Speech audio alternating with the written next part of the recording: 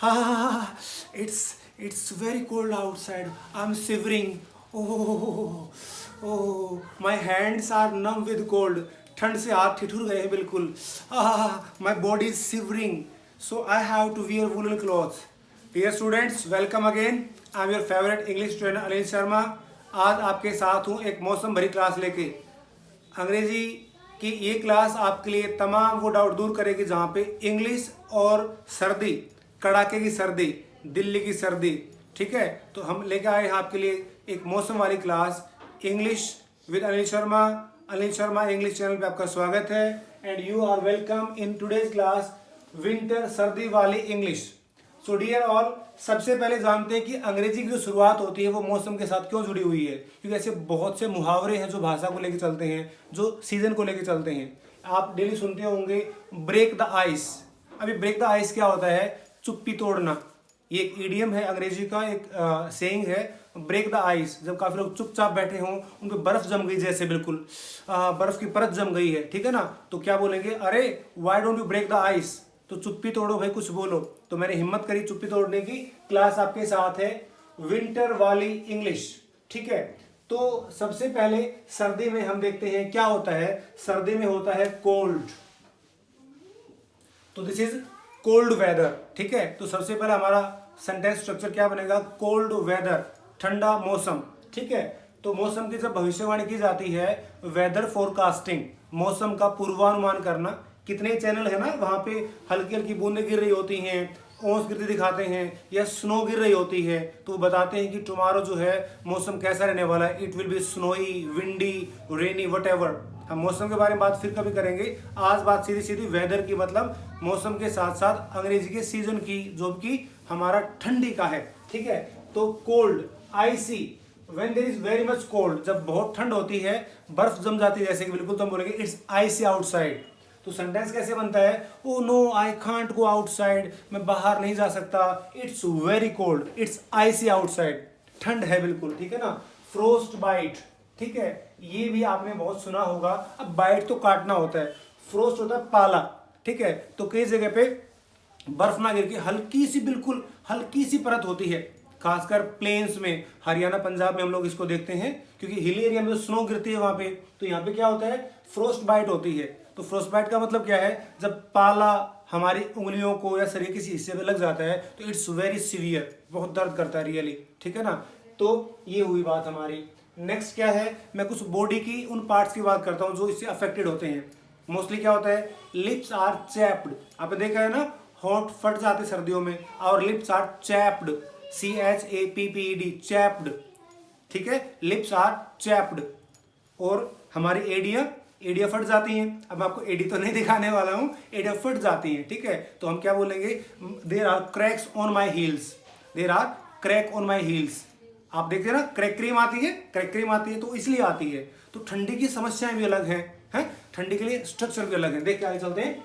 Frost bite, तो जब पाला पड़ जाता है, पाले की मार में कोई व्यक्ति आ जाता है, उसको फ्रोस्ट बाइट बोलते हैं, खासकर उंगली वगैरह पे, ठीक है. ये सियाचिन वगैरह में बहुत ज्यादा होता है, जहाँ पे हमारे सोल्जर्स हमें प्रोटेक्ट करने के लिए बर्फ से लड़ रहे होते हैं. तो वहाँ पे कई बार बर्फ लग जाती है and they have to go for cutting the finger और अफेक्टेड पार्ट, ठीक है. Next, snowfall. अभी जैसे ईयर की स्टार्टिंग हो रही थी तो काफी लोग जो हिली एरिया पे गए थे. क्यों गए थे? स्नोफॉल देखने के लिए. स्नो इज फॉलिंग देयर, ठीक है. तो ये होता है snowfall. Next is snow storm. ये काफी सीवियर कंडीशन होती है जब बर्फीला तूफान आ जाता है. एक तरफ बर्फ गिर रही होती है और हवा बहुत तेज बह रही होती है. That is called snow storm and it is typically a condition in hilly areas. फिर से मैं बता दूं कि ये खासकर कंडीशन कहाँ होती है? हिली एरिया में होती है. वैसे तो यहाँ पे भी आता है. आपने कई बार सुना होगा कि कोल्ड वेव चल रही होती हैं, ठंडी हवाएं. आप सुनते हैं ना कई बार कि कुछ लोग ठंडी हवाओं से मर गए, बेघर लोग होते हैं. There are some destitute people, homeless people, they die in this winter.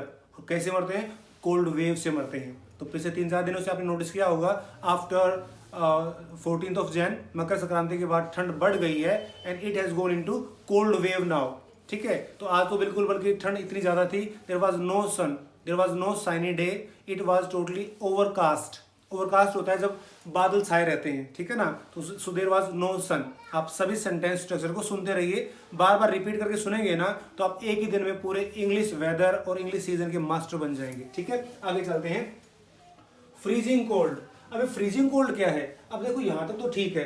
कल ही हमने एक न्यूज़ पढ़ी कि पाकिस्तान के एरिया में वहाँ पे कहीं ठंड से 15-20 लोग अपनी गाड़ियों में जम के मर गए। They were travellers and they went somewhere but there they were not provided with warm clothes और they were not saved even. तो वो अपनी गाड़ियों में बैठ गए और गाड़ियों से इतनी ज़्यादा वहाँ पे बर्फ गिरी तो वो बिल्कुल फ्रीज हो गए। Next day they were found dead. तो ये सब क्या है? ये फ्रीजिंग कोल्ड का मामला है, जमा देने वाली ठंड, कड़ाके की ठंड, ठीक है ना। कैच कोल्ड, ये तो मैंने हमारा हेल्थ से रिलेटेड स्ट्रक्चर ले लिया है। कैच कोल्ड मतलब ठंड लग जाना, कैच कोल्ड मतलब ठंड लग जाना, ठीक है, right. Hands are numb with cold, ये बिल्कुल बड़ा कॉमन सा स्ट्रक्चर है जो हम सबके साथ होता है। जैसे मैं आया था ना, ऐसे में कहता था हा माई हैंड्स। अभी हैंड्स क्या है? काम नहीं कर रहे होते, बिल्कुल अकड़ जाते हैं, ठीक है। अकड़ना कंडीशन अलग है, वो तो वैसे भी अकड़ सकते हैं, लेकिन क्या है, ठंड के कारण जब ठिठुर जाते हैं, अकड़ जाते हैं, तब हम बोलते हैं my hands are numb with cold, ठीक है, ओके। कई बार पूरी बॉडी अकड़ जाती है, खासकर साइकिलिस्ट की, वो जब साइकिल चलाते हैं, या बाइकर्स की ठंड में, तो वो बोलेंगे my body is stiff with cold, my body is stiff with cold, ठीक है, मेरा शरीर अकड़ गया है, राइट। तो फिर क्या करते हैं हम लोग? इसका हम एक एंटीडोट निकालते हैं। खासकर हम जब आते हैं, अरे भाई जल्दी से क्या करो, आग जल रही है थोड़ी सी और आप अपने हाथ सेक लीजिए, बास्क बाय द फायर। अभी मैं जब ये वीडियो आपके लिए शूट कर रहा हूँ तो मेरे परिवार के लोग बाहर आग से हाथ सेक रहे हैं, तो क्या करें? They are basking their hands by the fire. ध्यान रखिएगा, ये बास्क बाय द फायर होता है, बास्क इन द फायर मत करना, कहीं आग के अंदर झोंक दो उठा के। बास्क बाय द फायर है ना। बास्क इन द सन, धूप में बैठ के धूप सेकना, वो बास्क इन द सन होता है, क्योंकि धूप में हम होते हैं लेकिन आग में नहीं होते, वो बास्क बाय द फायर होता है। स्ट्रक्चर का सोच समझ के प्रयोग करें, थोड़ा सा इन और बाय के फर्क से ही हमारी अंग्रेजी इधर से उधर चली जाती है, ठीक है, right. Next, fog, it's foggy outside. तो फोग तो आप जानते ही आजकल क्या चल रहा है, बहुत ज़्यादा धुंध गिरती होती है, ठीक है। और धुंध के बाद एक आप बड़ा कॉमन सीन देखते हैं आजकल, our newspapers and channels are full of news with accidents, की धुंध की वजह से, ठीक है। क्योंकि धुंध की वजह से क्या होता है, लाइट इज नॉट देयर और विजिबिलिटी बहुत पुअर होती है, बहुत डिम होती है, तो उसकी वजह से there are so many accidents, ठीक है। और क्या होता है, drivers can not see freely, तो क्या करते हैं, वो बिल्कुल टेल को फॉलो करते हैं एक दूसरे व्हीकल की को, ठीक है। तो कई बार आपने देखा हो बड़ा लंबा लंबा एक्सीडेंट हो जाता है क्योंकि वो व्हीकल उसमें रैम कर देता है, वो व्हीकल उसमें रैम कर देता है। रैम इनटू तो टक्कर मार देना, ठीक है। तो फॉलो टेल लाइट्स, पिछली वाली लाइट को हम जब देख के चल रहे होते हैं, ये खासकर सर्दी के सीजन में होता है। फॉलो टेल लाइट्स, पिछली लाइट को लेके फॉलो कर देना। मैं सारे स्ट्रक्चर आपके लिए कॉमन लैंग्वेज में लेके आ रहा हूँ, आप इनको सुने, बोले, अपनी अंग्रेजी को इंप्रूव और उसका डिफरेंस देखें, ठीक है। नेक्स्ट चलते हैं, इट्स फोगी आउटसाइड। तो ये कहते हैं अरे बात तो बहुत धुंध है, it's foggy outside, it's foggy outside. Next, hello stone, hibernate. Hello stone क्या होता है आप जानते हैं, ये बर्फ के छोटे छोटे गोले होते हैं जो खासकर इन दिनों में जब बरसात आती है तो उसमें काफ़ी ज़्यादा बार देखे जाते हैं। हम इनको ओला बोलते हैं, ओलावृष्टि, ठीक है ना, हम बोलते हैं हेल स्टोन फॉलिंग, तो ये क्या होता है, ओलावृष्टि होती है। नेक्स्ट है हाइबरनेट, ये हम इंसानों के लिए नहीं है लेकिन बहुत से ऐसे एनिमल्स हैं, स्पेशली भालू, ठीक है, स्पेशली स्नेक इवन, ठीक है। तुम देखते हैं ना, ये इस सीजन में, सर्दियों के सीजन में क्या करेंगे, they go to their cave for next 6 months, they are alive but their body weight goes down, क्योंकि उनके अंदर जो एनर्जी और फैट होता है वो उसको खा लेता है और वो हाइबरनेशन में चले जाते हैं। हमारा फोन हाइबरनेशन पे चला जाता है जब बैटरी को कंज्यूम कर रहा होता है ज़्यादा, हम उसको हाइबरनेशन में, यानी कि वो सुसुप्त अवस्था में चले जाते हैं, हाइबरनेशन, ठीक है। नेक्स्ट, स्लस।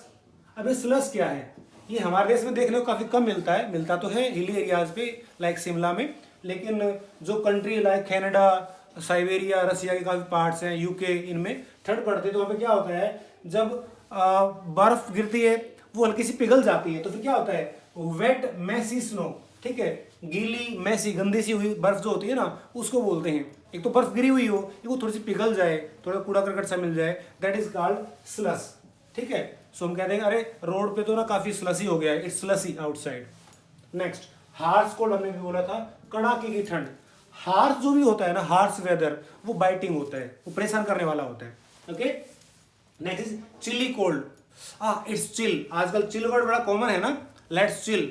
अपने देश में तो क्या हो रहा है, youngsters they go outside, let's chill, लेकिन वो चिल जो है इससे अलग है। Chilly cold means it's very very cold. Next wind chill, bitter cold air. Wind chill ठंडी हवा, बिटर कोल्ड एयर कड़ाके की ठंडी हवा, ठीक है ना। Cold wave is blowing outside, आप या तो ये कह सकते हैं या कह सकते हैं bitter cold air is blowing, बिल्कुल कड़कड़ाती ठंड वाली हवा चल रही है।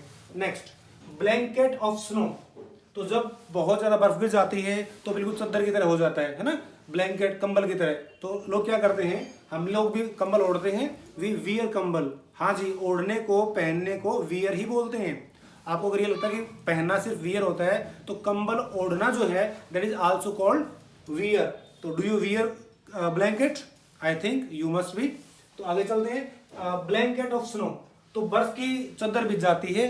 We see for long distance we can see only snow, snow, snow is there, ठीक है। Next below freezing. हाँ जी, ये कंडीशन कौन सी है, ये वो कंडीशन है जब जमाने वाले से भी नीचे पारा चला जाता है, ठीक है। तो बहुत सी खबरें आती हैं, today the temperature is below freezing point, today the temperature is below freezing point. तो ये मैंने कुछ बातें आपके सामने रखी हैं। इसके अलावा आपके पास जितने भी क्वेश्चन हैं जो आप हिंदी में बोलते हैं, पंजाबी में, हरियाणवी में, गुजराती में बोलते हैं ठंड के बारे में, आप उनकी इंग्लिश नहीं जानते हैं, आप नीचे कमेंट बॉक्स में लिखेंगे, या तो उनके लिए स्पेशल वीडियो बनाएंगे या उनके लिए फिर आपको हम लोग एक लिस्ट प्रोवाइड कर देंगे। तो आज की कड़कड़ी ठंड से मुझे दीजिए इजाज़त, मुझे ठंड लग रही है, it's cold outside, bye, I am going.